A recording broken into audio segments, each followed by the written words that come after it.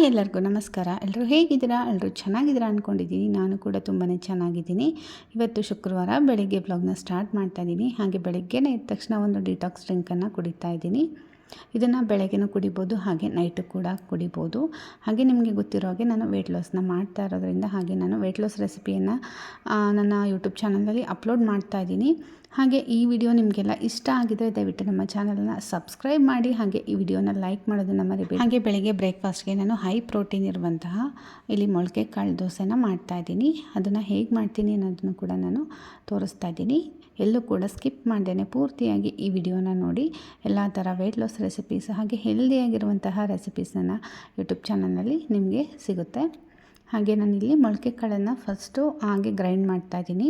ಇದಕ್ಕೆ ಶುಂಠಿ ಆಮೇಲೆ ಹಸಿಮೆಣಸಿನ್ಕಾಯಿ ಬೇಕಿದ್ದರೂ ಹಾಕೋಬೋದು. ಮಕ್ಕಳು ತಿನ್ನೋದಿಲ್ಲ ಅನ್ನೋದಕ್ಕೋಸ್ಕರ ನಾನು ಹಾಕಿಲ್ಲ, ಜಸ್ಟ್ ನುಣ್ಣಗೆ ಮಾಡ್ಕೊಂಡಿದ್ದೀನಿ. ಅದಕ್ಕೆ ನಾನಿಲ್ಲಿ ಒಂದು 3 ಸ್ಪೂನಷ್ಟು ಅಕ್ಕಿ ಹಿಟ್ಟನ್ನು ನಾನು ಮಿಕ್ಸ್ ಮಾಡ್ಕೊತಾ ಇದ್ದೀನಿ. ಬೇಡ ಅಂತಂದರೆ ಹಾಗೆ ಕೂಡ ಹಾಕ್ಕೋಬೋದು. ಅಕ್ಕಿ ಹಿಟ್ಟು ಮಿಕ್ಸ್ ಮಾಡಿದ್ರೆ ಸ್ವಲ್ಪ ಕ್ರಿಸ್ಪಿಯಾಗಿ ಬರುತ್ತೆ. ಸೊ ಹಾಗಾಗಿ ಸೇಮ್ ದೋಸೆ ಹಿಟ್ಟಿನ ಅದಕ್ಕೆ ಇದನ್ನು ಕಲಸಿ ಒಂದು ಸ್ವಲ್ಪ ಹೊತ್ತು ಹಾಗೆ ಎತ್ತಿಡ್ತಾ ಇದ್ದೀನಿ. ಇದ್ರ ಜೊತೆಗೆ ನಾನು ಪೀನಟ್ ಚಟ್ನಿಯನ್ನು ಮಾಡ್ತಾಯಿದ್ದೀನಿ. ನೀವು ಡ್ರೈ ಪೀನಟ್ ಚಟ್ನಿ ಆದರೂ ಮಾಡ್ಕೋಬೋದು, ಇಲ್ಲ ಲಿಕ್ವಿಡ್ ಪೀನಟ್ ಚಟ್ನಿ ಆದರೂ ಮಾಡ್ಕೋಬೋದು. ನಾನಿಲ್ಲಿ ಡ್ರೈ ಪೀನಟ್ ಚಟ್ನಿಯನ್ನು ಮಾಡ್ಕೊತಾ ಇದ್ದೀನಿ. ಚಟ್ನಿ ಪುಡಿ ಮಾಡಿದ್ರೆ ಮಕ್ಕಳು ಕೂಡ ತಿಂತಾರೆ, ಅದೇ ಲಿಕ್ವಿಡ್ ಮಾಡಿದ್ರೆ ಅದು ಒನ್ ಟೈಮಿಗೆ ಅಷ್ಟೇ ಆಗುತ್ತೆ. ಸೊ ಹಾಗಾಗಿ ಶೇಂಗಾನ ಹುರಿದು ಒಂದು ಸ್ವಲ್ಪ ತಣ್ಣಗಾಗಬೇಕು. ಹುರಿದಾದ್ಮೇಲೆ ಅದನ್ನು ಮಿಕ್ಸಿ ಜಾರ್ಗೆ ಹಾಕಿ ಅದಕ್ಕೆ ಸ್ವಲ್ಪ ಹುಣಸೆಹಣ್ಣು, ಖಾರದ ಪುಡಿ, ಹಾಗೆ ಬೆಲ್ಲ, ಹಾಗೆ ಉಪ್ಪು, ಒಂದು ಸ್ವಲ್ಪ ಬೆಳ್ಳುಳ್ಳಿ ಇಷ್ಟನ್ನು ಹಾಕ್ಬಿಟ್ಟು ಮಿಕ್ಸಿ ಮಾಡಿ ಪುಡಿ ಮಾಡಿ ಇಟ್ಕೊಂಡ್ರೆ ಆಯಿತು. ಯಾವಾಗ ಬೇಕಾದರೂ ನೀವು ಯೂಸ್ ಮಾಡ್ಕೋಬೋದು ಬೇಕು ಅಂತಂದಾಗ.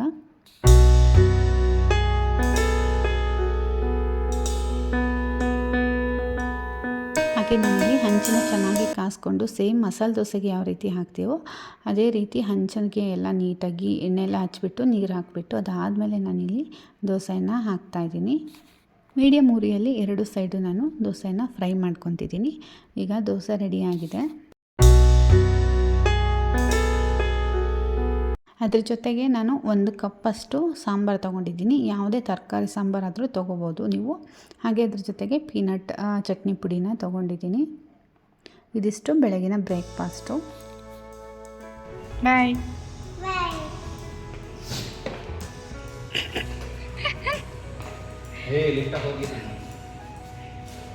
ಅಲ್ಲೇ ಇರೋ ವೇಟ್ ಮಾಡಿ ಬರುತ್ತೆ.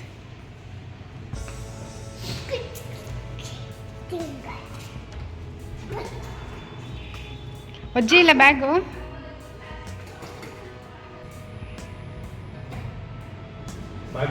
ಮಾಡ್ದೆ ಹೀಗೆ ಮನೇಲಿ ಸ್ವಲ್ಪ ಕೆಲಸ ಇತ್ತು, ಅದಕ್ಕೆ ಅಮ್ಮನ ಮನೆಯಲ್ಲಿ ಕಳಿಸ್ದೆ ಖುಷಿಲ್ನ. ಹಾಗೆ ನಮ್ಮ ಮನೆಯವ್ರು ಆಫೀಸ್ಗೆ ಹೋಗ್ತಾ ಹಾಗೆ ಬಿಟ್ಟು ಹೋದ್ರೆ ಅಮ್ಮ ಮನೆಗೆ. ಅವ್ನು ಕಳಿಸಿ ಆದಮೇಲೆ ನಾನು ಬ್ರೇಕ್ಫಾಸ್ಟ್ನ ಮಾಡ್ತಾಯಿದ್ದೀನಿ.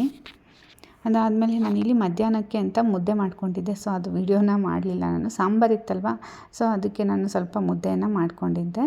ಹಾಗೆ ರಾತ್ರಿಗೆ ನಾನಿಲ್ಲಿ ಮಲ್ಟಿಗ್ರೇನ್ ಆಟ ಬರುತ್ತಲ್ವ, ಸೊ ಅದರಿಂದ ನಾನು ಚಪಾತಿಯನ್ನು ಮಾಡ್ಕೊತಾ ಇದ್ದೀನಿ. ಸೊ ಚಪಾತಿ ಹಿಟ್ಟನ್ನು ಕಲಿಸ್ಬಿಟ್ಟು ಒಂದು 10ರಿಂದ 15 ನಿಮಿಷ ಚೆನ್ನಾಗಿ ನೆನಿಬೇಕು. ಇದು ಚೆನ್ನಾಗಿ ನೆನೆಯೋ ಅಷ್ಟರಲ್ಲಿ ನಾನಿಲ್ಲಿ ದಂಟಿನ ಸೊಪ್ಪಿತ್ತು. ಸೊ ದಂಟಿನ ಸೊಪ್ಪು ಹಾಗೆ ಮೆಂತ್ಯ ಸೊಪ್ಪು ಎರಡನ್ನೂ ಬಿಡಿಸ್ಕೊತಾ ಇದ್ದೀನಿ. ಹಾಗೆ ಸಬ್ಬಸಿಗೆ ಸೊಪ್ಪು ಕೂಡ ಇತ್ತು. ಸೊ ಎಲ್ಲ ಸೊಪ್ಪನ್ನು ಹಾಕಿಬಿಟ್ಟು ನಾನು ಹಾಗೆ ಪಲ್ಯ ಥರ ಮಾಡ್ಕೊತಾ ಇದ್ದೀನಿ. ಸ್ವಲ್ಪ ಹಾಗೆ ಪಾಲಕ್ ಸೊಪ್ಪು ಕೂಡ ಇತ್ತು. ಸೊ ಎಲ್ಲನೂ ಕೂಡ ಮಿಕ್ಸ್ ಮಾಡಿದ್ರೆ ಚೆನ್ನಾಗಿರುತ್ತೆ ಅಂತ ನಾನು ಎಲ್ಲನೂ ಕೂಡ ರೆಡಿ ಮಾಡ್ತಾ ಇದ್ದೀನಿ. ಹಾಗೆ ನಾವು ಊಟ ಮಾಡುವಾಗ ಚಪಾತಿ ಜೊತೆಗೆ ನಾವು ಏನು ಪಲ್ಯ ಅದೆಲ್ಲ ತೊಗೊತೀವೋ ಅದನ್ನು ಜಾಸ್ತಿ ತೊಗೋಬೇಕಾಗುತ್ತೆ. ಸೊ ಹಾಗಾಗಿ ನಾನು ಈ ಥರ ಸೊಪ್ಪು ತರಕಾರಿನೆಲ್ಲ ಸ್ವಲ್ಪ ಜಾಸ್ತಿನೇ ತೊಗೊತಾ ಇದ್ದೀನಿ ಇವಾಗೆಲ್ಲ.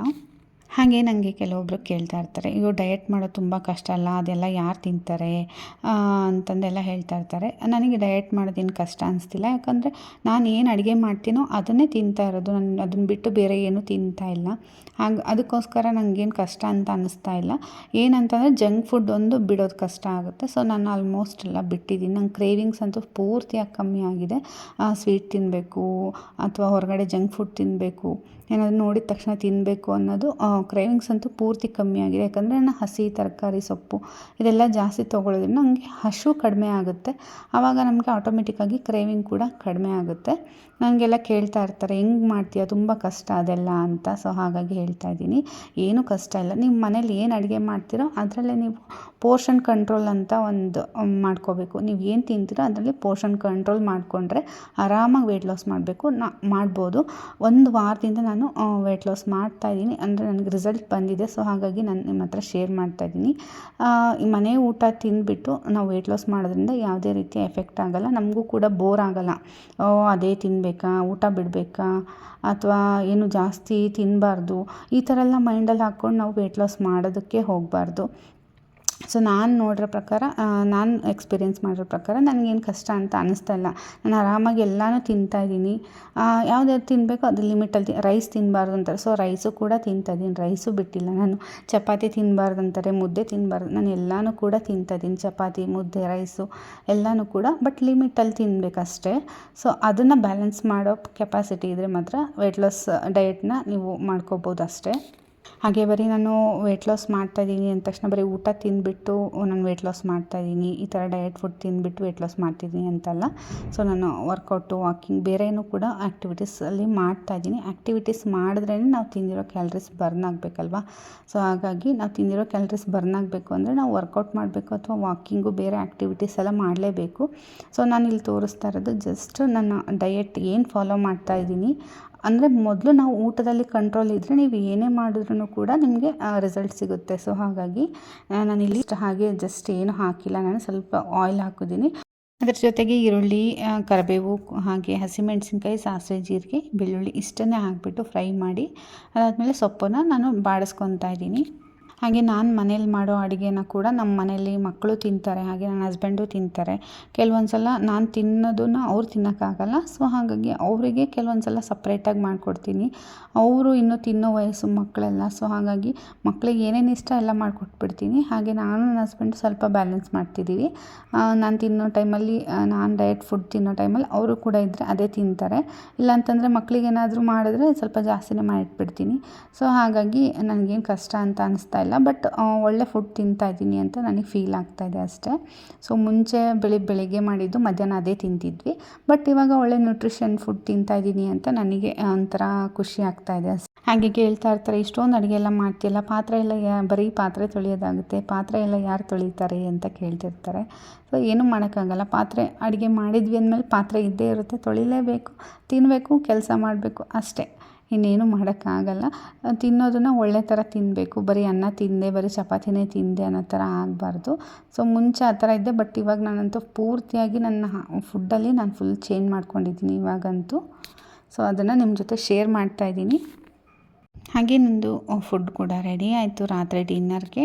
ನಾನಿಲ್ಲಿ ಆಲ್ಮೋಸ್ಟ್ ಡಿನ್ನರ್ನ ಒಂದು 7:30, 8 ಗಂಟೆ, ಲಾಸ್ಟ್ ಅಂದರೆ 8:30ಗೆ ಮುಗಿಸ್ಕೊಂಡ್ಬಿಡ್ತೀನಿ. 8 ಗಂಟೆ ಒಳಗಡೆ ಆಲ್ಮೋಸ್ಟ್ ಮುಗಿಸೋದು ನಾನು. ಹಾಗೆ ಇಲ್ಲಿ ಮಲ್ಟಿಗ್ರೇನ್ ಚಪಾತಿನ ನಾನು ಇವತ್ತು 2 ತೊಗೊತಿದ್ದೀನಿ. ತುಂಬ ಬೇಗನೆ ಊಟ ಮಾಡ್ತಾಯಿದ್ದೀನಿ. ಒಂದು 7 o'clock ಆಗಿದೆ. ಸೊ ಹಾಗಾಗಿ 2 ಚಪಾತಿ ತೊಗೊತಾ ಇದ್ದೀನಿ. 8 o'clock ತಿಂದರೆ 1 ಚಪಾತಿ ತಿಂತೀನಿ. ಸೊ ಹಾಗಾಗಿ ಇಲ್ಲಿ ಒಂದು ಅರ್ಧ ಸೌತೆಕಾಯಿ, ಅರ್ಧ ಟೊಮೊಟೊ ಇಟ್ಕೊಂಡಿದ್ದೀನಿ. ಸೌತೆಕಾಯಿ ಇದ್ದರೆ ಸೌತೆಕಾಯಿನೂ ಇಟ್ಕೋಬೋದು.